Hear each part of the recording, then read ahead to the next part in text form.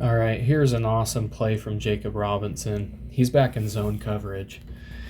And you can tell he's in zone because he's facing in towards the quarterback here.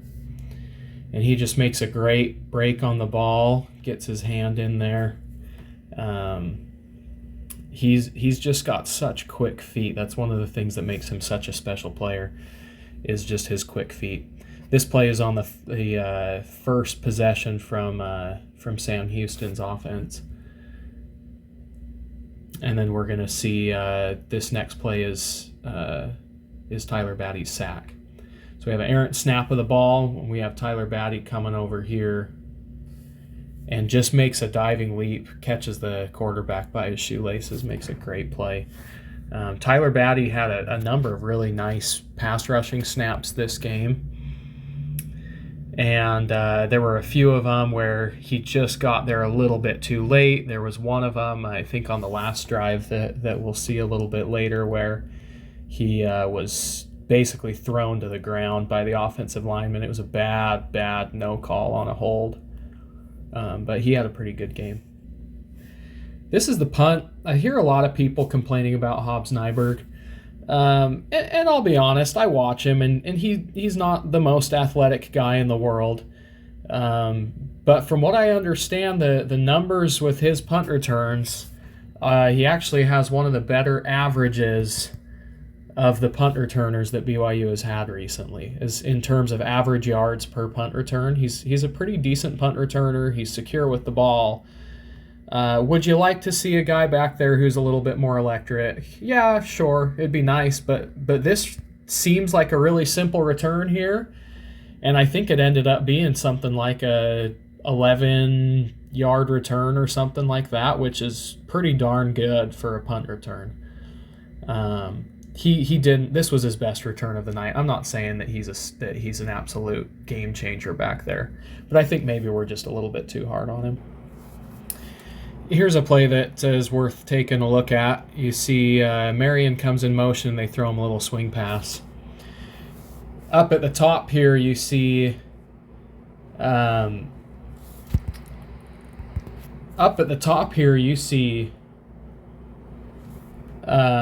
Chase Roberts blocking his butt off. And you see Lassiter down, who just kind of puts his shoulder in the guy and gets just absolutely blown up. So anyway, that's one area where BYU receivers over the last number of years have been excellent blockers. That's one of the reasons why our run game has been so good. That's one of the reasons why our offense has just been successful overall, is because of blocking like what we see from Chase Roberts right here, where he's got his guy locked up and he's really working. Darius Lassiter needs to learn the BYU way, that we don't block like this at BYU. You got to get in there and actually block. This wasn't even his worst block of the night. A little while later, I think he actually did have a pretty decent block. So I try not to pick on guys too much, but this just isn't good enough right here. This needs to be way better from Lassiter. This is a big play for BYU here. This is 3rd and 4 on their first drive. We see them do a shift, and so they've got all their wide receivers over on this side. They just do a nice little rollout. Easy pitch and catch there for Chase Roberts on the outside, and he picks up some nice yards afterwards. We'll see throughout this game, Chase Roberts wasn't necessarily a great yak guy last season, but I feel like I saw more yak ability from him in this game, not necessarily on this play, but throughout this game I saw more fight, more broken tackles from Chase Roberts than I saw from him last year. I'm slowing this play down so we can look at the blocking. There's a lot of talk about how the offensive line play wasn't very good and how Aiden Robbins wasn't very good. But here we see a really nice play. They bring Ta'asi in motion. I believe that's his last name. I might have messed that up. He comes over and he kicks out on the edge really nicely. And then what we see from the offensive line here is this is zone blocking. And so you see a lot of guys who come out and they're kind of hitting you see the center and left guard, so that's Paul Maile and Waylon Lapuaho. They kind of come out and hit the same guy at the same time, and then they kind of are passing this guy to each other and working up the line of scrimmage. So they're making contact with a defensive lineman. Paul Maile comes up here, makes contact with big number 0, and kind of pushes him to his left so that then Waylon Lapuaho can take over with him. Meanwhile, Paul Maile then is working up to this linebacker. That sort of offensive line play is what allows these big plays to happen.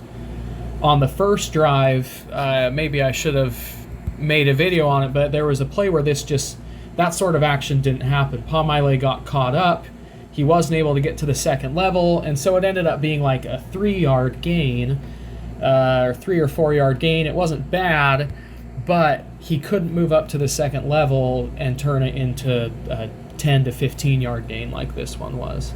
So that's really the key in BYU's scheme, is in these zone blocking concepts. Like I'm not pretending to be an expert in offensive line play, but you have to be able to make contact as you're moving together as a unit, passing the guy off to the guy next to you and moving up to the second level. That's how this scheme works really well. This next play is one of the plays I was talking about, where we see both a much better block by Darius Lassiter, and we see some strong run after the catch by Chase Roberts. So you see Lassiter actually fighting with this guy. You know, you could even say keep blocking your guy a little bit longer than that, but at least he gets up. He gets engaged. He's fighting. Chase Roberts shucks off a tackle and gets up there for a first down. So that's just a really nice play from both those guys. Watch it here again in slow motion. Nice play. All right, this is the touchdown run on the opening drive. I want you to watch the play from the tight end here as well as from the offensive line.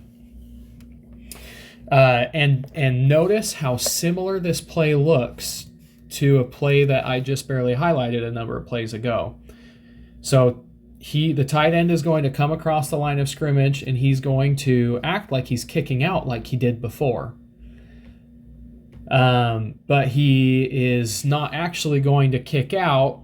He's going to loop around here, and BYU is going to be optioning one of these players on the line of scrimmage. That's what happens in a zone read. You're leaving one of these players unblocked, and you're either, if he crashes down, then you're keeping it and running it yourself. If he stays more flat, or if he stays more out here, you're giving the ball to the running back going inside. The wrinkle that Aaron Roderick brings in here is you see the tight end to Aussie. He comes around, loops around the outside, and is able to block one of these linebacker types, these second level defenders. And that's what allows Keaton Slovis to score here instead of just getting a little marginal gain. So let's watch it. Loops around, makes that block. Keaton Slovis is a pretty big kid. He just runs some guys over into the end zone. So you can just see how Aaron Roderick strings plays together. This play looks very similar to what BYU ran before. The key difference is that rather than, it's not the exact same play, and Keaton Slovis opts to keep it on this one because the tight end is not kicking out like he did on that play before. So it is a different play that was called. In fact, it may have even been a called quarterback run. I don't know for sure. I'm guessing it was a zone read type play. But, you know, I'm not in their huddle. Let's look at defensive personnel packages here.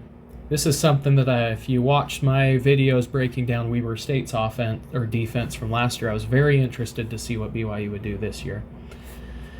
The guys that we see out on the field right now, and I'm sorry this video quality is poor. I'm on the road right now at a conference, and the Wi-Fi in this hotel is pretty bad. So we saw a nickel from BYU. I think this entire game. There may have been a few snaps of base or goal line type personnel, but the vast majority of snaps in this game were out of nickel. Now BYU ran a few different variations. On this play, I believe the guys we have in right now, I believe this is Isaiah Banya. I believe this is Tyler Batty, and I believe this is Nisa Mahe. So we only have 3 defensive linemen in the game right now. And then we have Max Tooley. We have Ben Bywater. And I think AJ Vongpachon may have come on. Yes. Yep, he was not on the field. BYU had only 10 guys on the field to start this play. So they got lucky there. Not in the result of that play. You know, Jacob Robinson had a great game, but here, you know, he's got to wrap up on this guy. But that's not really the point of this. I just wanted to highlight at other times in the game, BYU ran, like on their first defensive possession, when they were in nickel, they had another defensive tackle on the field, and they had Max Tooley was not on the field. AJ Vongpachon and Ben Bywater were the only linebackers on the field. So, in fact, your starting lineup did not include Max Tooley. Instead, you had Camden Garrett on the field instead. For all intents and purposes, Camden Garrett is a starter on this football team. I think he is going to start the majority of games. We're going to play in nickel a lot. He'll probably play more snaps than Max Tooley and a lot of our defensive linemen, because I don't think Jay Hill is going to sub his cornerbacks a whole lot. This is such a nice play from the BYU defense. We're lined up in the same basic personnel package. In the middle here, this is John Nelson, who made the transition this year to interior defensive line and has played really well. He was an underrated player last year. Banya's over here and Tyler Batty is over here, and then you've got your 3 linebackers and 5 defensive backs. So see the penetration that we're getting here. You've got Isaiah Banya, who just does a great job of coming up here, being aggressive. Look, he forces this guy way back.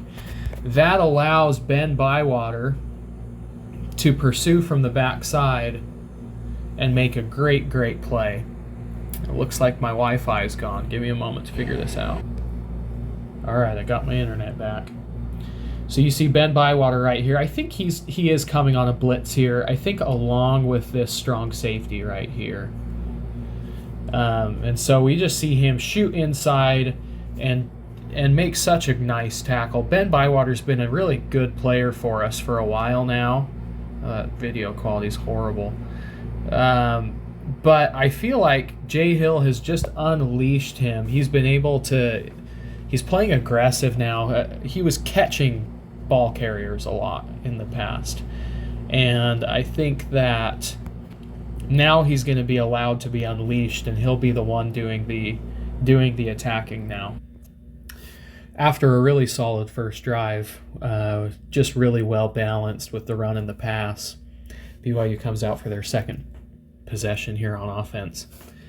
And we see probably the best throw from Keaton Slovis on the day.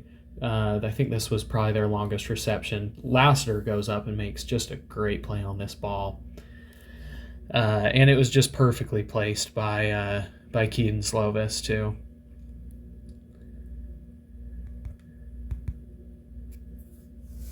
It looks like he came from this backside.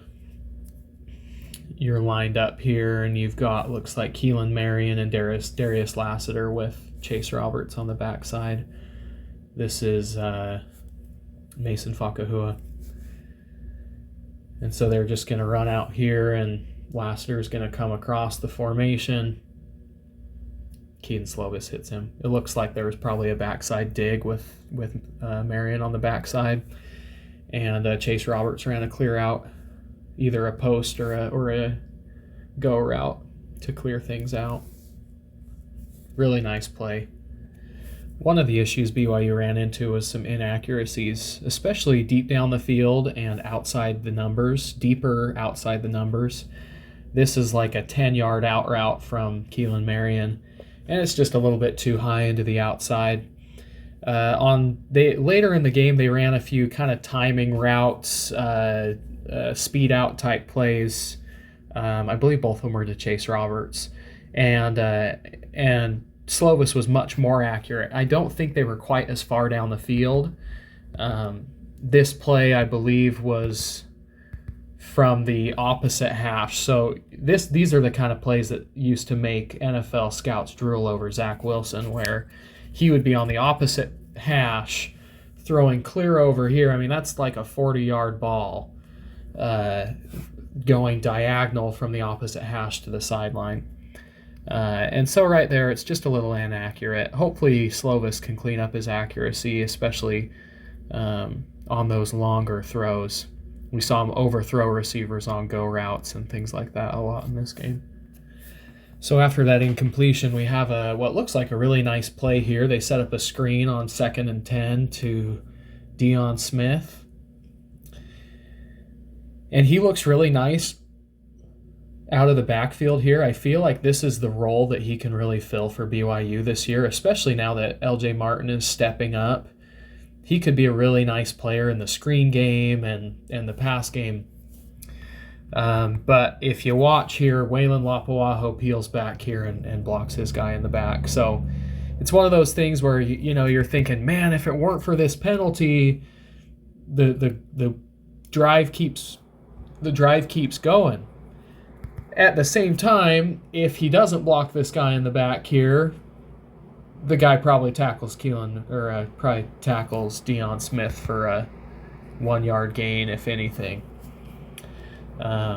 So either way, this second drive was off to a decent start in a lot of ways, and then we see an incompletion, we see a penalty, and the penalties in this game just really came at inopportune times. It made 3rd down unmanageable. Those of you who follow me on Twitter have heard me singing praises of this guy, Marcus McKenzie, all week long. He didn't get any plays on defense as far as I know. He might have at the very end of the game. But he was kicking butt and taking names on punt team all game long. His guy could not keep up with him. He was the first guy down, multiple plays, made some nice tackles. He was the one that almost recovered that muffed punt. He just looks like a superior athlete out here. When you've got guys that dominate lower levels of competition, he's playing a team that is at a lower level or has been playing at a lower level of competition, and he's playing against their special teams. And he's a highly rated guy coming out of high school, and it looks like it. He looks like a stud athlete out there. This is a play that won't probably show up on any highlight reels or any stat sheets, and yet if you've wondered why it is that Tyler Batty is so highly regarded when he really hasn't been overly productive, just given his sack totals and things like that, I think this play illustrates it really, really well. So I'm going to slow down the speed here, and we're going to watch him on this play. This is a 3-step drop from the quarterback, and he comes out here. Look at how quick he gets off the ball. He is the first guy moving as soon as the ball gets off. That's the kind of reaction speed that you watch. You see guys like Nick Bosa getting off the ball this fast. He is so quick, and then he just bull rushes his guy right back into the quarterback. If that play takes any longer to develop, he's probably sacking the quarterback. As it is, puts pressure on him. Nisa Mahe does an awesome job getting his hand up and deflecting that ball. But that get off from Tyler Batty just really jumps off the film to me. That's pretty elite stuff you see from him. Everyone else is still in their stance, and he's making contact with the tackle. That's pretty awesome. This is a play that turned out okay for BYU, but makes me miss Micah Harper a little bit. BYU starts out, they're showing single high with just one safety deep, but you're going to see Ethan Slade ends up dropping back, and they play a 2-high structure here. And then he's just late coming over here to cover this receiver. Maybe he didn't see it early enough. Maybe he just doesn't quite have the speed. But they really lucked out there that wasn't a better thrown ball and that receiver doesn't end up with it. Because that wasn't so much a good play from Ethan Slade as it was a missed opportunity from Sam Houston. This play is a nice example. I'm still learning offensive line blocking schemes and running schemes because I didn't grow up playing as a zone running scheme. But this to me looks like kind of an outside zone sort of situation. You see all the offensive linemen are flowing this way. They hand the ball off to Aiden Robbins coming this way, and you see him see a little crease backside. So when you hear outside zone, that doesn't necessarily mean it's like a sweep that's meant to go around the outside. What happens in a zone is you have this massive humanity up here that's all blocking together as a unit. They're doing combo blocks and passing defenders off to each other and moving this direction. And Aiden Robbins is supposed to run outside, outside, outside until he sees a hole, and then he sticks his foot in the ground and gets north and south real quick. And we see him do that really nicely here on this play. It's not like it goes for a really big gainer, but this backside defender ends up making a nice play and coming down and getting his legs. But if they don't have a blitz on there, that goes for, instead of going for 4 yards, that ends up going for quite a bit further. I sure do like me some Mason Fakahua catching balls out of the backfield. Look at this guy fighting. Later in the game, BYU runs a tight end screen to Isaac Rex, and I get that you want to get that guy touches, but to me, running after the catch is not Isaac Rex's strong suit. I would rather give those sort of touches to a guy like Mason Fakahua. There's a play that just doesn't quite turn out. The big defensive tackle here doesn't get blocked, and he, honestly, if you don't have a running back who's 240 pounds, that's probably a tackle for a loss. I hate to pick on Lassiter again, but this was one of the killer plays of the game. I mean, what are you doing, man? Do you not see this safety flying downhill to smack your guy? Props to Chase Roberts for fighting through the first contact. He gets absolutely smacked here. And he fights it off, keeps going, and darn near picks up a first down all by himself with no blocking from Lassiter. So that sort of stuff is going to get cleaned up. That, to me, almost even more than missing Epps and especially Hill in the passing game, I think we missed just consistency in blocking. I think especially from a guy like Keanu Hill, who has shown to be a very good blocker at the wide receiver position. This next play is a very important one for BYU. This is a 4th down. We've got, I believe this is Keelan Marion, Darius Lassiter. Backside, I can't quite tell who this is. I know Chase Roberts is one of these guys. Marion's going to come up here, and he's going to come up here and run just like a little stop route right here. Lassiter's going to come out, and whoever this is, I think this is Roberts. Can't remember which of these guys. One of these guys is going to come to the flat. One of them is going to come up and over this way. And so you've kind of got this little triangle play going on right here. I think actually, from what I can tell, Slovis makes the right call. It's a nice play from the defensive back, and we just need to have a contested catch here from Marion, and we have a first down. I guess maybe he could have hit Lassiter on this deeper out here. But I don't really fault Slovis for that. I think that as a receiver, that's kind of, it's a tough position. No one's super wide open. You got to come up with a catch for your quarterback there. I pointed out the personnel package earlier where we had just 3 defensive linemen on the field. Here we're back in a 4-2-5 nickel with, I believe this is Blake Mangelson. You've got Caden Hawes here. You've got Isaiah Banya here. I keep skipping number 94 here because his name is slipping my mind at the moment. Thule and Vaughn Pachong. So Bywater is off the field. at the moment.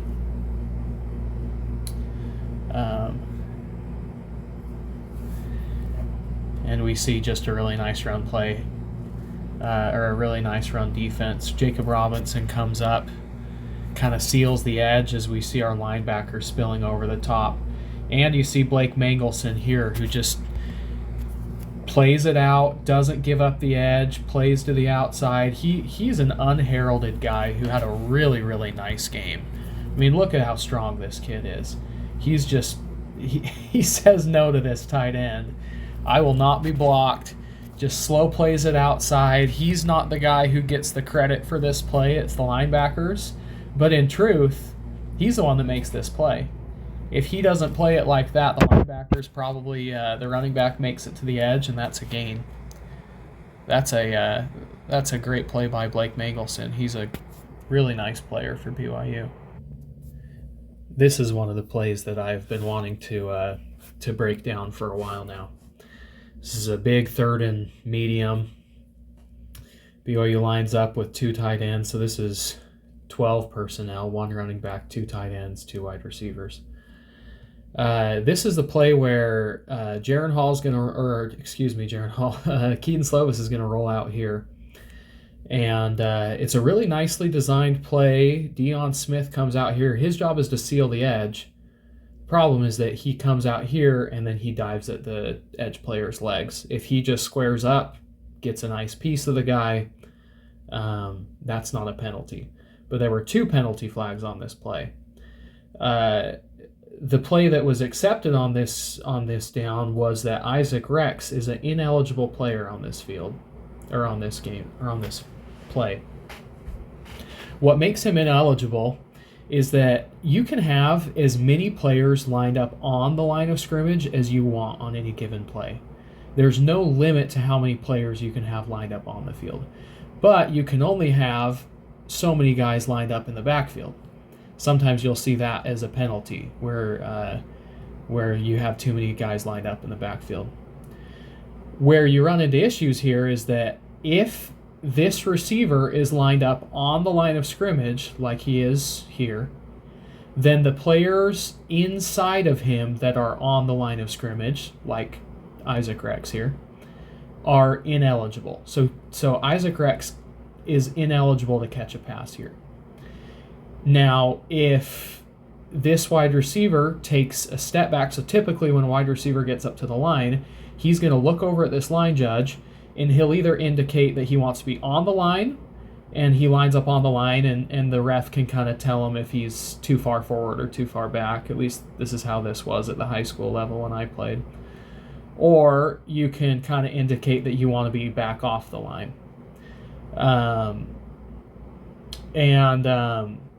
Right here, my guess is that this is on Keelan Marion here, that he was supposed to be lined up off the ball here.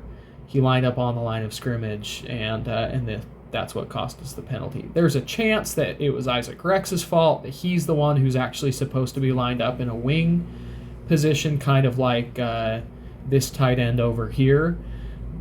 But Isaac Rex usually lines up in a on the line type position, and he's been in the offense longer, so I'm just guessing that he's in the right here, and this is on Marion. The other reason I think that it's probably that Rex is probably lined up correctly is that we're going to see him run an over route, and it's just, it's a little bit easier to get your steps if you're lined up on the line and coming from his position to do an over, as opposed to being as a wing tight end position here and coming up and going over. So anyway, 2 penalties on this play, both from some of our transfers that came in. They had some nice moments for us, but there were quite a few plays like this where we weren't lined up correctly, making poor plays, blocking. One of the reasons I think why BYU is able to be so successful with traditionally a lower caliber of athlete is that these guys are just really well coached. And we're seeing some of these guys who are really talented athletes coming from these other schools transferring to BYU. And in this game, we had a lot of issues with blocking.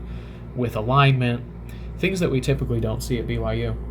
But these guys are going to get coached up, and I expect us to see very few of these sorts of issues this week against SUU. Blake, what are you doing? You're showing us another punt play. I just want to highlight Marcus McKenzie. He is such a stud. First guy down. Yeah, he misses the tackle there. But I appreciate a good gunner on punt team. I was a gunner for 2 years in high school. And so I appreciate a good gunner. Marcus McKenzie is going to be a stud. Just mark my words right now. He's going to be a stud defensive player for BYU. If not this season, then in seasons to come. Max Tooley is just a joy to watch play football. Those big hits that he had last year, he dishes that out on every play. It just doesn't always get highlighted. He's going to come up here and lay a licking on this lead blocker. And then he still is able to peel back. Now, that's not even necessarily always the best form. Sometimes it's better to engage with the blocker so that you can have a little bit more control. But he's just fun to watch. He's got a mean streak, and he's such a stud. He's everything you want in a linebacker. Just mean. He just wants to smack people. This is a running play here with Deion Smith where we get to see how a zone blocking scheme can fail. We have Paul Miley, who's coming onto this defensive tackle with the long hair. And his job is to engage this defensive lineman and then to move down the line and move down this way and work his way up to the second level. What we see happen here is that he engages this guy and moves off him fairly quickly. Now maybe you could say that Connor Pay needs to get on his horse and get over here a little bit quicker. I'm not exactly sure who the blame falls with here, whether that's on Miley or on Pay. But you just see here where they don't really have an effective handoff, so to speak. And so this defensive tackle is able to get into the backfield and just play this play down the field, and it disrupts everything in this play. So Connor Pay was just never able to get over on top of that defensive tackle. Bad handoff, and they're just not able to come back from it. You also have this edge player, it's a cornerback who comes up and makes this kind of nickel safety type guy comes up and makes a nice tackle there. So that's also a big component of that. But you can see there how these schemes, if you're not having proper teamwork from your offensive line, they can fall apart pretty quickly. I'm excited to see what Parker Kingston does in the future. BYU's been running this play for a little while now where they have one of their guys. They used to run this with Aleva Hifo a lot. They ran it with Puka Nakua. Essentially, this is a screen pass masquerading as a drag route. And so he's going to come and run along the line of scrimmage here. In fact, a lot of the time, he'll run behind the line of scrimmage, and that allows these guys to get out and make blocks even before he catches the ball, because that's legal if the ball is caught behind the line of scrimmage.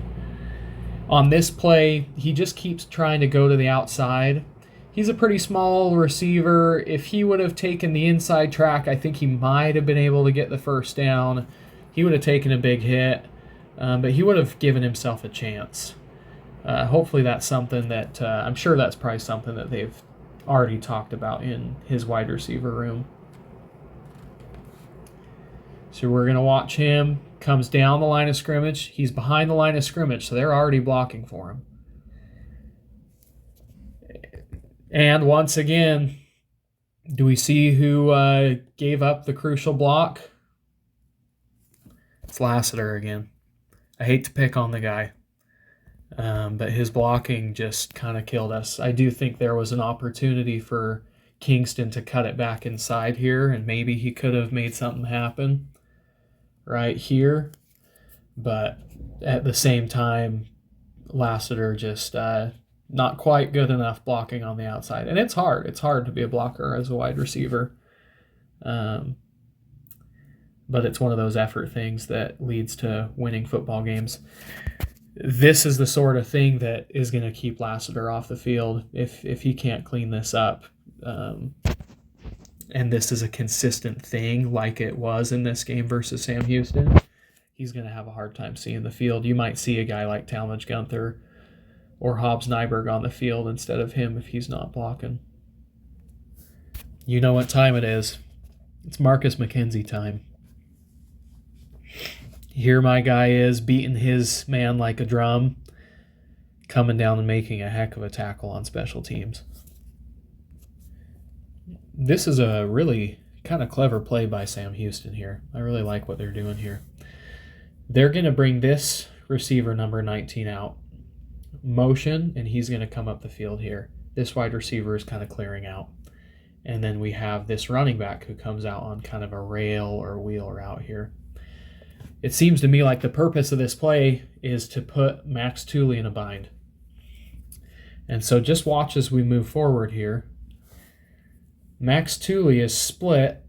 Oh, looks like those two are switched. So the running back was actually the one who came up and played further upfield. So the running back is going to come up here first. This motion man is going to come up and be around here on the offensive or on the line of scrimmage. So you're going to see that Max Tooley can't decide whether he should be guarding the running back coming, who's going to be right around here where he catches the ball. He kind of is guarding him and then starts to make a break up on this player in the flat. And then we're just a little bit late here. And so it's a really nice play from Sam Houston. It's nice play design. This is a well-coached team that they played against. One other thing that I forgot to mention here was that Camden Garrett comes on a blitz here. And so the quarterback does a really nice job of staying calm and throwing right from where the pressure comes from. That's one of the things that they teach quarterbacks, is if you know where the blitz is coming from, often the best place to throw the ball is right where that blitzer came from. And that's exactly what the quarterback does there. BYU is just a little bit late to rotate over and cover for Camden Garrett. And Camden Garrett darn near gets there and either gets a sack or tips the ball as it comes out of the quarterback's hand, but just can't quite get there fast enough. That play action held Camden Garrett just long enough for him to not get in there and get at the quarterback. 2 plays in a row here, Sam Houston State gets 2 of their better gains on BYU all night. We see BYU line up here. They're in a nickel.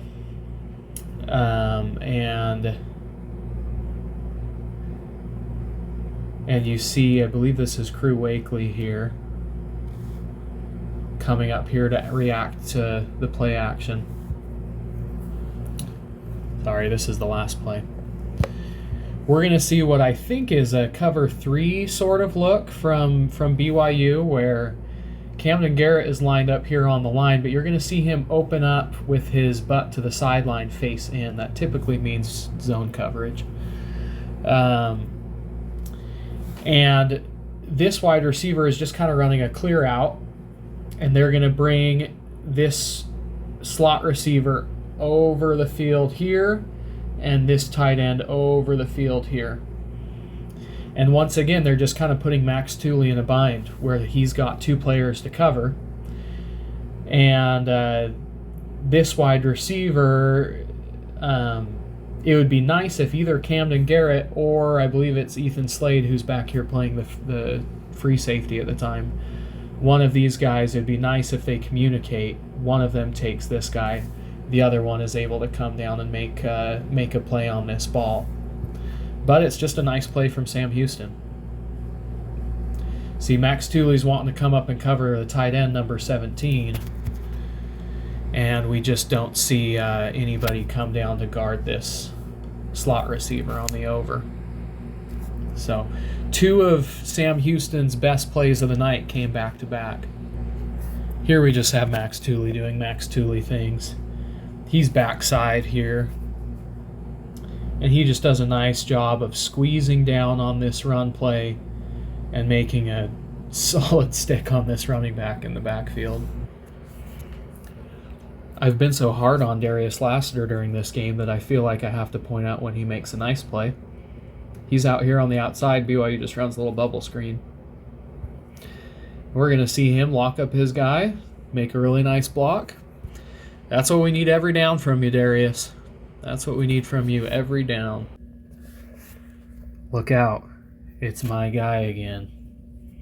This time Marcus McKenzie is lined up on this side of the formation. They've got both their gunners over here. Kelly Papinga's doing some sort of creative nonsense on special teams. Once again, he's going to toast his guy easily. And then Ryan Rico drives that returner so far back that he has to try to catch it over the shoulder, and Marcus McKenzie's down there so fast he darn near recovers a muffed punt. What a stud. I think I've done a pretty good job illustrating some of the woes of our newcomers on offense. Guys just kind of not doing their jobs or making mistakes, but I don't know if I've done quite a good enough job highlighting our newcomers on defense just playing the way they're supposed to play. Here we've got AJ Vongpachon playing outside linebacker and Eddie Heckard playing that nickel cornerback spot. And Sam Houston's going to run a little screen pass here. And this is nothing super spectacular, but we just see guys doing their jobs. Vongpachon recognizes quickly. He's able to not let this offensive lineman block him as he comes out. Heckard's dropping back, and you see him burst up on the ball, make initial contact. Crew Wakely gets in there on the tackle too. It's just a good example of guys doing their jobs, and BYU's defense just seemed like guys were playing around, playing fast, doing their 111th all night long. Well, I know I said earlier that BYU was in nickel pretty much this whole game, and here we see one of the few plays where they went down to base defense. Sam Houston comes out in 12 personnel, one running back, two tight ends. And we see BYU with 4 down linemen. We see them with 2 linebackers lined up on the line of scrimmage. So we've got 6 across right here, just kind of a flat look. They're in man coverage because you see Jacob Robinson following his man across the formation here. Ben Bywater, Crew Wakely, and then I don't know if it's Malik Moore or Ethan Slade that's in the game right now. But we're going to see a great example of, we've heard all offseason about how BYU is going to play more aggressive. And I think part of the reason for that is that in past defenses, it was the defensive lineman's job to eat up blocks, the linebacker's job to scrape over the top and make tackles all along here. In this, the way that Jay Hill coaches defense, from what I can tell, is that the burden of playmaking is distributed between all 11 guys on the field. So everyone's got their own gap, and it's their responsibility to cover that gap. Which means that if one guy gets burned, you could potentially get gashed pretty badly. But it also frees up a guy like Ben Bywater to not have to worry about catching a running back who could be coming from anywhere here. But he's able to read and react. He sees a hole open up right here, and he's able to shoot in and make a heck of a play. Just a heck of a play. And he doesn't even get all of him. You know, he's able to slow up the running back just enough. And then we've got a bunch of defensive linemen here, Batty and Mangelson and John Nelson, whose name I forgot earlier, but now I remember it, are all able to come in and clean it up. So to me, that to me so far is the biggest difference that I've seen, is that playing this system where you're in charge of basically your one gap is really allowing Ben Bywater to play aggressively. And we're seeing him he may not have as many tackles this year as he's had in years past, because we're probably going to see slightly higher tackle numbers from our defensive linemen. But I think you're going to see a huge uptick in tackles for loss by our whole defense, but particularly by this stud right here. Now, I might be about to speak some blasphemy, because Isaac Rex is a really good player.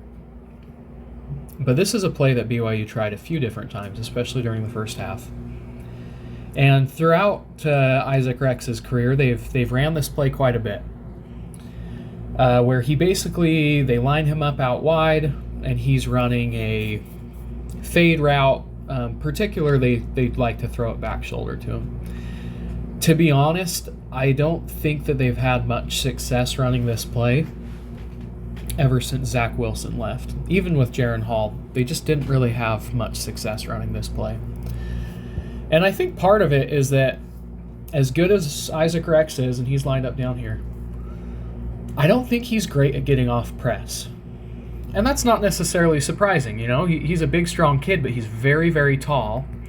And so you see these short cornerbacks who are able to have a leverage advantage over him. And they're able to get into his pads, and it's hard for him to disengage from them. Unless your timing is absolutely perfect and he's able to turn and make that catch, it's just a really hard play for him to make. So watch him here. You know, there's no separation at all. And, you know, you could probably say that he's getting roughed up by that cornerback. But at the same time, you know, it's kind of going both ways. If he would have been able to turn around and make that catch, the defense would be saying that he's pushing their cornerback around. He had a pretty good chance at that ball. That was a decently well-thrown ball from Slovis. It could have been more on the back shoulder. And the defensive back makes a nice play. But I'm just not crazy about that play. To me, I would much rather, in that situation, the defensive back is lined up pretty far back off the ball. I would much rather see us put a guy like Chase Roberts or Keelan Marion backside, who can threaten deep with their speed and just run a little comeback route. I think that that's a thing that those timing routes are a little easier to throw. The back shoulder fades are extremely difficult timing-wise. I think a comeback route, a deep stop route is a much higher percentage throw that we could be trying in that situation instead of trying to throw back shoulder fades to Isaac Rex. Here we're going to see a really nice hookup between Keaton Slovis and Parker Kingston. One of my biggest pet peeves with football in general is that the cameramen zoom in way too far because we can't see what's going on with the receivers here. We're going to see Keaton Slovis is going to get flushed out of the pocket. I don't think this is a designed rollout. I think there's pressure up the middle, and so he just kind of comes out here. Isaac Rex comes up, runs a crossing route, and Slovis probably could have hit him here, and he could have turned up and gotten some yardage. I don't know what this receiver does backside. I can't quite tell what this slot receiver is doing here. I'm not sure what Kingston's original route was. There's a chance he was supposed to be coming up and back. But I almost think that that's not the case because that would put him and Rex in a very similar area, which typically you don't want in your passing concepts. So I almost wonder if Kingston just realized that it was scramble drill, and so he was maybe taking his man deep, looked back and saw that Slovis was scrambling, and he just did a really good job of coming straight back down his route and making a really nice catch. Like I said, I don't know what the call was on this play, but that's just a really nice catch from Parker Kingston there. Here we're just going to see another killer penalty for this BYU offense. They do a lot of this sort of stuff where they do some motion and they look at the sideline to get a new play based off of the look the defense has given them, but they're just doing it way, way too late. So who knows? You know, they were late getting their initial play off. So I don't know that this is necessarily on Slovis and on the guys on the field. It might be on our offensive coaching staff for not getting the original play in soon enough so they had time to do that check. Here we have 3rd and long, and we're going to see another attempted back shoulder throw to Isaac Rex. I just don't love this play. I think I kind of expressed that before. I would much rather see Isaac Rex playing a Gronkowski sort of role, running seam routes up the middle. I think that utilizes his strengths a lot better. I think that he's got good straight line speed, but not necessarily good change of direction. So like I said, I'd much rather see one of our other wide receivers out wide, running like a deep out or a comeback in that 3rd and 10 situation. I think that would be a much higher percentage play than those back shoulder fades. And we're seeing my guy again. He's getting beat down the field, but he is the first one down. You can tell he probably didn't play much special teams in high school because he was probably, always the stud on the field. So he touches this punt too soon. If he just lets that roll, that puppy probably bounces down inside the 5, but he touches it like back at the 15. So that's not a great play, but just the athleticism you see from him is impressive. This is just another play demonstrating our great run defense in this game. Kind of an unheralded sort of play, gain of 1, but you're just going to see we're playing in their backfield here. I mean, look at this. Blake Mangelson is on the field here. I believe Tyler Batty's on the field as well. Mangelson, Batty, I think this is John Nelson maybe on the field as well. Oh no, it's Caden Haas. So Caden Haas, Blake Mangelson, Tyler Batty are all driving their guys 2-3 yards into the backfield. Just playing so physical. It makes it a lot easier to stop the run when you're blowing up plays like that. And I believe this is the last play of the first half.